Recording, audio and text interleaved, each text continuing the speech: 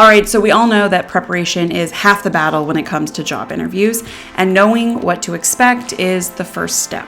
So today I'll be walking you through the technical program management interview processes for Google, Facebook, Meta, Apple, and Amazon. I'll do my best to call out when there's differences between each of these companies, but generally speaking, the technical program management interview processes all involve the same process steps, but I'll call it out if there's anything specific to one company. Welcome to the Pocketboard channel, where accomplished industry mentors share their hard-earned lessons learned, guidance, and mentoring tips to help you navigate your current professional goals. I'm Erika, I'm the founder of Pocketboard, and I'm a mentor, and I'm an interview coach. I'm also a former Google hiring manager. I love educating and coaching people about the FAANG interview processes because when I landed my job at Google over 10 years ago, it changed the entire course of my career trajectory. And I want to give that same gift to people like you. So why should you listen to me? Look, I've been on the other side of the table at least 1,000 times. I've hired dozens of technical program managers, and I really know what works and doesn't work when it comes to technical program manager interviews at FAANG companies in particular, but really at any big tech companies. Okay, so we're going to start by talking about what technical program managers are, what they do. I'm not going to give you a tech talk on this. I'm going to be real quick. But just to make sure you're in the right spot, technical program managers, which are different from technical product managers, they're different from regular program managers.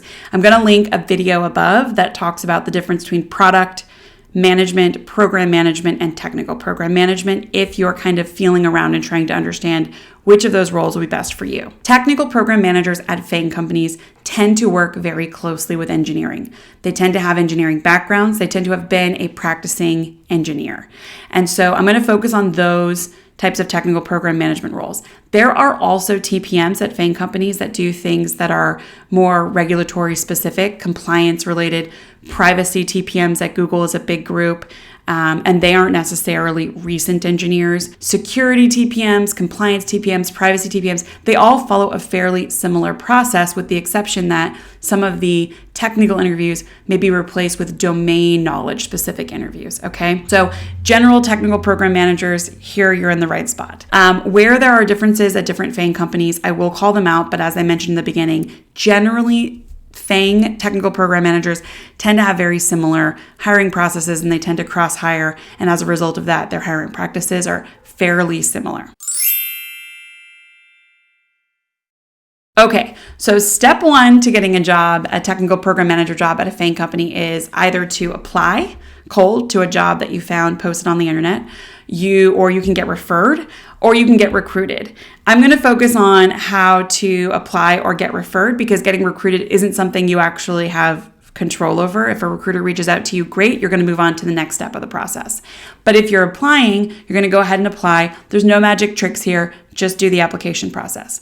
That said, I do encourage people to cold apply if you really have no other way to get a referral. But I do want to communicate that referrals are all reviewed at Google. So not every cold application is actually reviewed by a human.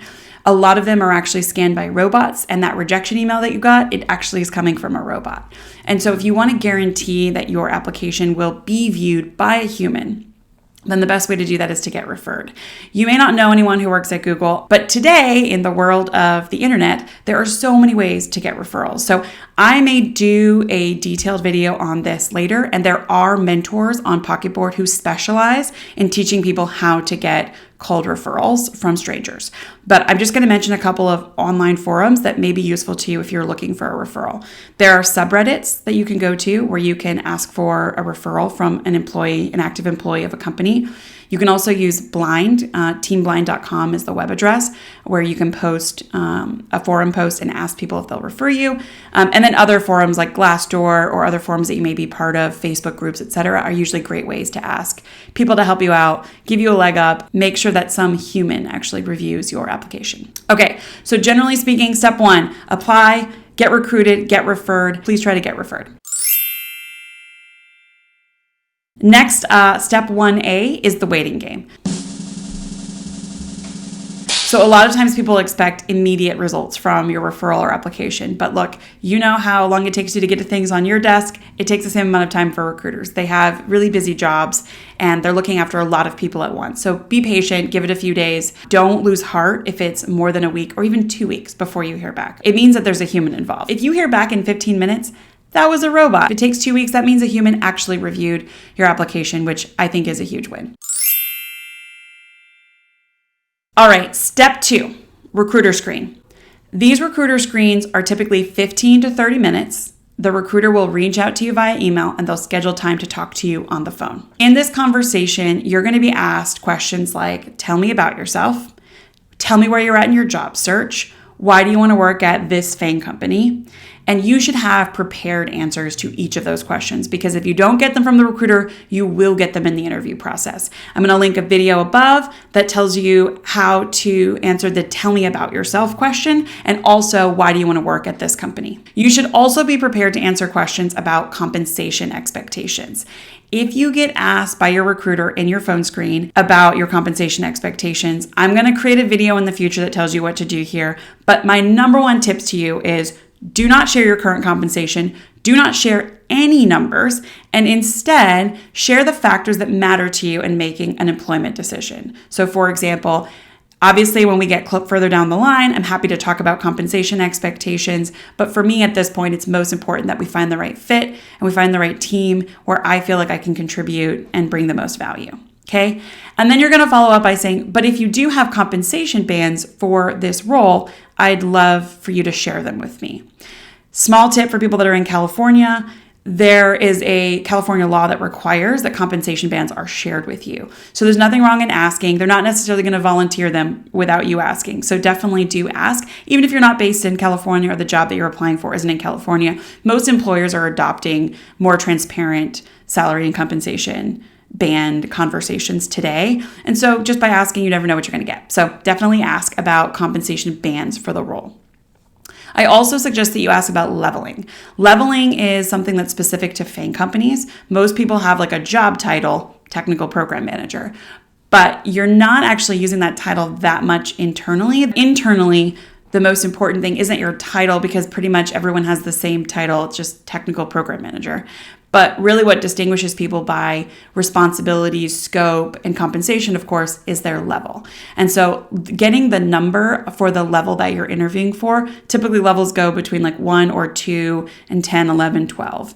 And at most FAANG companies, the increase in levels corresponds to an increase in scope and responsibilities and compensation. The key is just knowing the level. That will allow you to do research on the internet to understand the scope expectations, the compensation expectations, which will allow you to come back in the future when you're actually negotiating comp and have a good conversation. Another thing you need to be prepared for is just really that they're looking for red flags. A lot of people will come to me as mentees on Pocketboard. They'll book me and they'll be like, I had an interview. I'm like, great, tell me about your interview. They're like, I met with the recruiter. This is not actually an interview. This is an information gathering exercise for the recruiter to get information about you. They're really looking for red flags. Are you a jerk? Are your salary expectations out of whack? Are you even qualified for this job? When you tell me about yourself, are you competently describing the resume that you have submitted for the job? And are you generally looking for a job? Are you interested in moving forward in the process? Red flags, right? And so it's a really permissive interview in that most people make it through the recruiter screen and into the next phase of the process. If you don't, it doesn't mean that you're a jerk. It might mean 100 different things. The role might have been closed, okay? So don't take it too personally if you actually don't make it through the recruiter process. But generally when I'm coaching people, I tell them to expect to make it through the recruiter process. And remember that it's mostly an interview that's trying to understand if there's anything that would really disqualify you from moving forward in the process. You want them to know everything about you that will help them be able to have persuasive conversations internally about you as a candidate. So you want to tell them, why do you want to work at Google? You want to give a good reason for why you want to work at Google, Facebook, Amazon, why you want this role. As you get further in the process, you learn more about the team, more about the role. You want to just continually reference like what you're learning in the process and why you're a good fit for the role, so that they can use that as kind of ammo with internally to make sure that you're getting the best opportunity to get hired for this role. The only time you should consider your recruiter to be kind of on the other side of the table is actually when you're offer negotiating. But until you're actually talking about numbers and compensation, they are on your team. They are actually their performance metric. Like, I'm an engineer. I write code for a living. I manage programs for a living. I design products for a living. There's a bunch of performance metrics that are associated with each of those jobs. Recruiters' jobs are measured by their ability to fill their funnel, get people who are qualified at the top of the funnel, and then get people all the way through the funnel and hired at Google, Facebook, Meta, Amazon, Apple. That is their job. And so their performance is based on your performance. And so they are really, really on your team. The incentives are aligned. And then the last thing I'll say about recruiters that I know is going to be controversial, and probably every recruiter I know is going to yell at me about this. But I say this because my perspective here is the candidate experience, and I mentor and coach candidates. And so I'm going to give kind of a candidate perspective because I think it helps both the recruiters and the candidates. My experience with recruiters is that they tend to take a lot of Fridays and Mondays off. And the reason I'm sharing this is because oftentimes I will have candidates come to me and they're like, I sent my recruiter an email on Thursday night. I didn't hear back from them and it's Tuesday. I'm like, well, they've technically probably been on vacation 2 days. So it's really only been 1 business day since they've had a chance to respond to you. Don't panic. It's not true of all recruiters that they take off every Friday and Monday, but it just seems to be this disproportionate thing where they seem to take off where they can. Tuesday, Wednesday, Thursday are the highest interview days. And so when they can take off bookend days, they tend to. I share this with you so that candidates can understand that recruiters are people too. They have very full plates. And just because they're not getting back to you immediately does not mean that you're not a qualified candidate who's likely to get the job. Okay? Recruiters, don't kill me. All right, so we're moving on to step 3. Step 3 is the hiring manager screen. And the reason I'm giving you asterisks here is air quotes, asterisks, is because it's not always that you're interviewing with your hiring manager. I'm going to explain this a little bit more in a second. But first, some basics about the hiring manager screen. So this is actually your first real interview where they will be assessing your skills and competencies for the role. For Google and Meta, these interviews tend to be 45 minutes long. Amazon tend to be 1 hour long, and Apple tend to be 30 minutes long for this initial hiring manager screen. Most TPMs at Google will be interviewing with a hiring manager, not necessarily the hiring manager for the job, because they're going through more of a bulk hiring process. Amazon, Apple, and Meta, you're usually interviewing for a specific role on a specific team. So you actually will be interviewing with your hiring manager. So at Google, though, you will just be interviewing with a more senior TPM than you, someone in the organization who's calibrated, who understands their expectations for technical program managers, and who can give a good signal on whether you'd be apt for a technical program manager role at Google. And at Google, they do team matching later. We'll talk about that when we get to that step. So the anatomy of a typical phone screen is going to be focused on a little bit of introduction. Usually the person interviewing you will know a little bit more about the role if you're interviewing for a specific role at most companies except Google. And they'll tell you a little bit about the team, their role on the team, and what they know about this role. Usually that's 2-3 minutes, 5 max if they're chatty. And then they're going to dive straight into the bulk of the interview where they're asking you questions and you're responding to those questions. Every single one of these companies tries to reserve 3 to 5 minutes at the end of the interview for you to ask the interviewer questions. I'm going to link a video up above that talks about how you should approach the formulation of these questions to get the most valuable information out, and also to signal your level of interest, engagement, and research and preparedness for the job. And one thing I'll note here is that because Apple's interviews tend to be very short, expect very light intro at the beginning and very light room for questions at the end. They're mostly going to rapidly shoot questions at you. And if you're lucky, you'll get a few minutes at the end to ask questions. But for Apple, I mentioned that because you should focus more on your preparation for the interview and maybe a little bit less on formulating questions. But for that meaty part of the interview where you're getting asked 3 to 5 questions, of course, it can be more if the interviews are longer, like in Amazon. And it can be more for Apple. Apple tends to ask much faster, much higher paced, shorter questions than Google, Meta, or Amazon. And so in that bulk part of the interview, that's not the intro and it's not you asking questions at the end, typically you're going to get asked a mix of tell me about yourself type questions. Why do you want to work at this company? Why do you want to work at this company in this type of role? And then you'll also get 1 or 2 behavioral questions. Tell me about a time when, in your past experience, that will allow them to get a sneak peek into your skills, your experience, and how well suited you are for the role. At Google, we call this role-related knowledge and skills, RRKs, and there are like 9 of them for a technical program manager. And so this interview is going to be the first one where they try to get some signal on how well you're performing against those role-related knowledge and skills. But of course, there's only enough time to ask you maybe 3, maybe 5 questions. So they're not going to get a full signal on whether you're fit for the role. The last note here is that if you are interviewing at Amazon, this 1-hour hiring manager screen is usually a system design exercise. So you will probably be asked a couple of different types of questions. The first one will be just pure system design. I'll describe a problem for you. You're going to describe a system that can solve that problem. And then lots of follow-up questions, lots of discussion. And then I'll probably end with 10 or 15 minutes of questions about your leadership abilities, about how you work with other people, collaboration, consensus building. But the majority of your 1-hour Amazon phone screen is going to be focused on system design if you're a technical program manager. The hiring manager screens are phone screens for all of the FAANG companies, with the exception, again, of Amazon, which will actually do your phone screen using Chime, which is Amazon's video system. They have a whiteboard inside of Chime, so you'll be able to, if you're doing the system design, you're drawing boxes and arrows, you'll be able to do that natively within that application.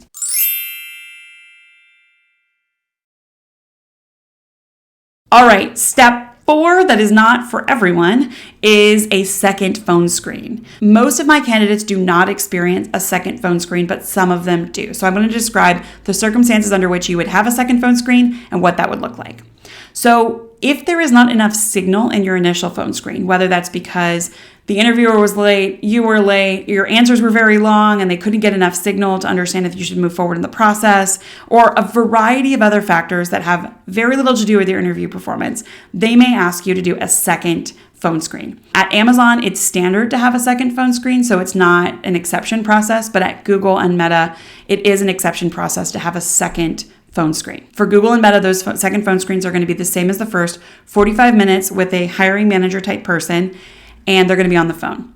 Amazon, they're going to be on Chime, they're going to be 1 hour long, and they're going to be with a hiring manager type person, a key stakeholder, some key member of the team that will be assessing more of your role-related knowledge and skills after you've done the technical screen. The one thing I want you to take away if you do get asked to do a second phone screen at Google or Meta and you didn't expect it is not to panic. Stay confident, own your space, know that there's 1,000 reasons that you could be asked to do a second phone screen, and only a few of those 1,000 reasons are related to you performing poorly or not having the abilities from your first screen, okay? So just come in with confidence.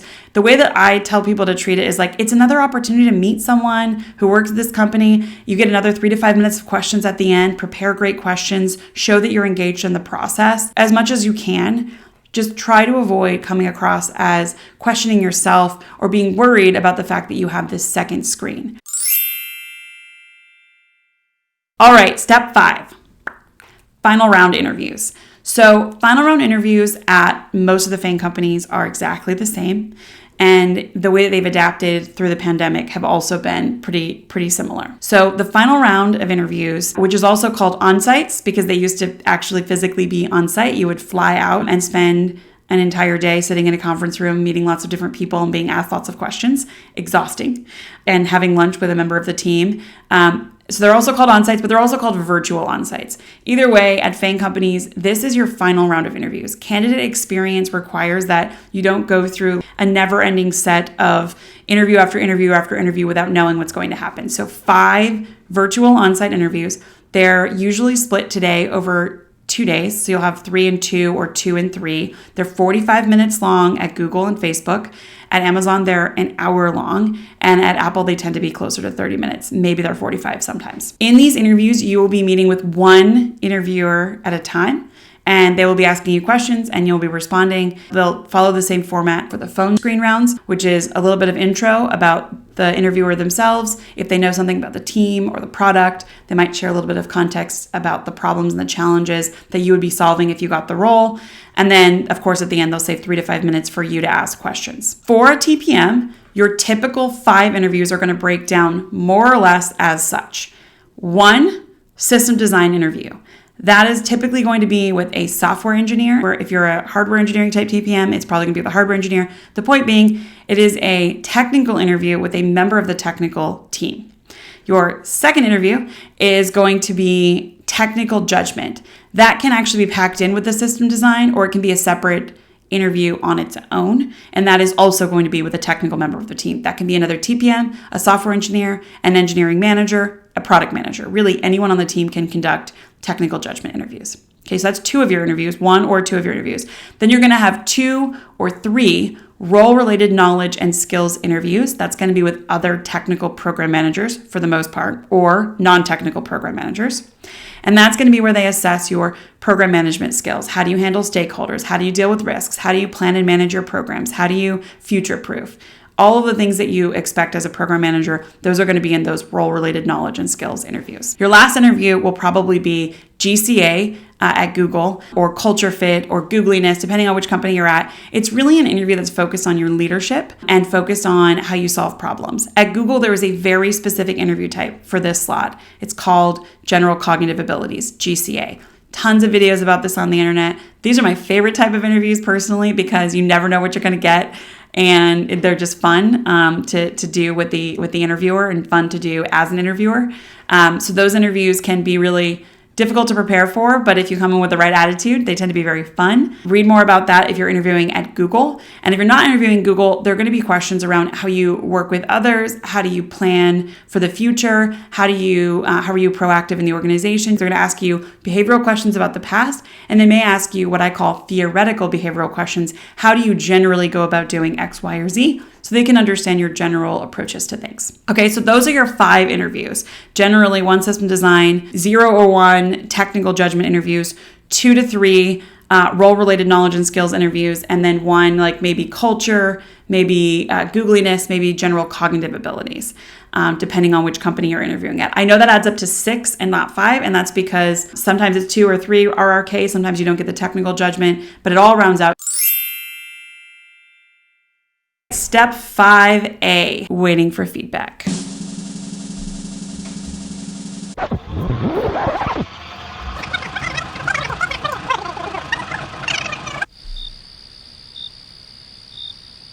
So this part can be one of the hardest parts, because waiting is not something that candidates love doing. Once you've completed the interviews, you've probably prepared for at least days, hopefully, maybe weeks, sometimes even months for this interview. So you're dying to hear the feedback. I'm going to tell you what's actually happening behind the scenes during the waiting process so that your waiting process feels a little bit less miserable. Behind the scenes, interviewers at the FAANG companies are generally given 48 hours to send in their feedback. You'll notice during the interview process that they're typically taking lots of notes. They're typing away. They may not even be making eye contact. They may be looking like this, looking down at their keyboard the whole time. That's because they're taking lots of notes so that they can give you the fairest assessment possible after they have a chance to digest the interview. Of course, not everyone gets it in within 48 hours. You might interview on a Thursday night, a Friday afternoon.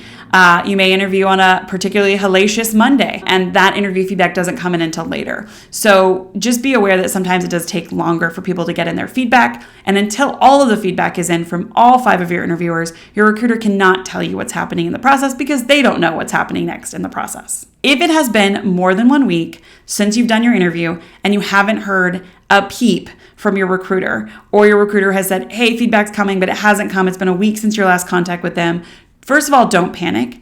And secondly, feel free to shoot your recruiter an email. Remember, they're on your team, they're your ally, they want you to get this job almost as much as you do. So go ahead and shoot them an email and ask if you can connect, if they've heard any updates, if there's anything you should be doing in the process. Next, you're gonna get your outcome from the final rounds. And that's gonna be one of 3 outcomes. One outcome is it's a no hire, and the recruiter will typically tell you to wait somewhere between 6 months to 1 year, depending on the FAANG company, to reapply for another role. A second outcome could be, we got a lot of great signal, but we got some signals that are a little bit muddier. We'd like to actually do a second follow-up interview with you so that we can either get leveling right or make sure we got the right amount of signal on this really important characteristic of the role. And then the third outcome is you passed all of your interviews. We're really excited. We want to move forward in the process. So if you get told that you're moving forward in the process and you're a technical program manager at Google, this step 6, is for you. If you're not, you can skip ahead to step 7, for all of the other FAANG companies. If you're going through Google, you're going to be going through a team matching process next for the most part. Some people don't go through team matching, but most people do at Google these days. So what's going to happen in the team matching process is you have passed your interviews. The recruiter is going to go about showing your profile to lots of different hiring managers that have open roles within Google. The hiring managers are then able to tell the recruiter if they would like to talk to you and learn more about whether you're a good fit for their team and whether their team is a good fit for you. Those match finding efforts can take as few as 24 hours or as many as a couple of weeks. Do not panic if it's taking on the couple of weeks side. Just remember, about once a week cadence of checking in with your recruiter is enough without feeling like you're nagging or without kind of coming across as you don't really care what the outcome is. So about once a week is the right cadence of checking in. Once your recruiter finds you a match, they're going to set you up with a 30-minute, sometimes 45-minute interview with the hiring manager. You heard that right. Interview. This is not a coffee chat. It's not informal. No matter what they tell you it is an interview. One of the biggest mistakes that I see my candidates making is treating those team matching like, let's make a new friend. They kind of drop their professional guard. They're a little bit less formal. These are mistakes. You need to treat this just like an interview. You should ask more specific questions about the team than you were able to ask in earlier rounds, but you should not drop your guard. You should be prepared for behavioral questions. You should be prepared for technical questions if they come up. So please treat these not like an informal coffee chat. Treat them like a real interview because they are. My last note on team matching interviews at Google is that after you finish your team matching interview, send thank you notes. I think of this as a candidate politeness etiquette funnel. Most candidates don't send thank you notes at all, even after final rounds, and then maybe 10% do. Of the 10% that do, a very small percent of them actually make them more than just thanks, it was good to meet you. If you do a team match that you really like and you really want to join that team, I want you to actually do some follow-up research. There's so much press out there about Google and their teams and their products. There's really no excuse for not doing a little bit of follow-up work and then sending that thank you note. You're going to have to send it through your recruiter because very few interviewers will give you their email address, but know that it will make its way to the interviewer. And on these team matching follow-ups, same waiting rules apply here. So give it 5 business days before you reach out to the recruiter to ask if there's any feedback. Sometimes the team matching process involves that person who interviewed you talking to various stakeholders within the team to align with them before they can come back and say whether it's a fit on their side or not. All right, so if you're at Google, you're through the team matching process. We are now at step 7. If you are at any other FAANG company, you didn't do team matching, so you're already at step 7 as well. So this is the hiring committee. Hiring committee is a word that we use to describe a specific group of people at Google. Every company has something like this: huddle, powwow, team, some concept of a group of people who are responsible for making sure that the interview process went as expected and that we're making good hiring decisions. The way that I like to explain hiring committee is that it's almost like when in the US government, we have 3 branches of government. They're all kind of there to hold each other accountable. Hiring committee is kind of there to hold the interviewers accountable to maintaining standards and for being very, very consistent in the way we assess, give offers, level, and compensation for candidates. They're really there to maintain the integrity of the hiring process. They also make the ultimate hiring decision, go, no go, on whether or not you get an offer. And they determine the level that you're going to be hired at, and they determine the compensation package that's going to be offered to you. In some hiring committees, the hiring manager who is actually looking to hire you is going to submit a statement of support. That's going to include information about your background and why it's such a good fit for the team and the role, and also information about your interview performance. Generally, hiring committees meet about once per week, so that can add to your cycle time here. So just be aware of that in your regular communications with the recruiters. There are 3 outcomes coming out of a hiring committee, very similar to the 3 outcomes coming out of your final round. The first is we're going to give you a no hire. We don't actually agree that we should move forward to hire you at this time. Usually the recruiter will tell you to wait 6 months, 12 months, and apply again. The second possible outcome is actually we believe that the team needs more signal to make a decision, and that will result in the recruiter reaching out to you to schedule a follow-up interview on some area that the hiring committee is wanting to get more signal on. The third outcome is that you get an offer and the hiring committee will actually put together that package, give it to the recruiter, and we will move on to step 8, where the recruiter is giving you the offer. All right, step 8. The recruiter will start by sending you an email. That email will say, some of them will just go ahead and jump the gun and tell you that you got the job. Some of them will kind of sound like regular, formal, can we schedule some time to meet up? So do not read into the tone of your recruiter email at this point. Just schedule time to meet with them. In this call, the recruiter is going to give you a verbal offer. In your reaction, I want you to reiterate your interest in the role in the company and make sure you're adding specific details. Again, remember, your recruiter is there for you. They are your ally. So if there ever becomes a situation where they're going back to hiring committee to negotiate a different compensation package for you, you want to give them as much fodder as possible. This person has this specific experience. They mentioned how much they enjoyed meeting with this specific person on the team, and that they discuss an actual plan forward for this technical challenge that the team is having. Give them specific details about why you're such a good fit for this team and why you're so interested in the role. Some things I don't want you to do in your verbal offer call. Do not accept the offer. This might be very counterintuitive if you're really happy with the offer as it is. I want you to think about it from the hiring manager's perspective. I want to hire technical program managers that know how to negotiate in the workplace. So the first time that I have the opportunity to see if that technical program manager that I'm trying to hire can negotiate at work is whether or not they negotiate for work. So I want every TPM who is watching this video to know negotiations do not weaken you. They strengthen my conviction as a hiring manager in you as a candidate if you negotiate your job offer. I am going to need to put together a video on how to negotiate job offers at FAANG companies. I promise to do that. Until I do that, I'm going to leave you with a couple of tips. There's a lot of great content on the internet about this as well. And there's a lot of sites where you can look up information about just objective data about the compensation. Coming in with some idea on what people are actually getting paid within these companies is great. And then the third is just the rules of engagement. I think this is the part that I see most people needing mentoring and coaching on the most.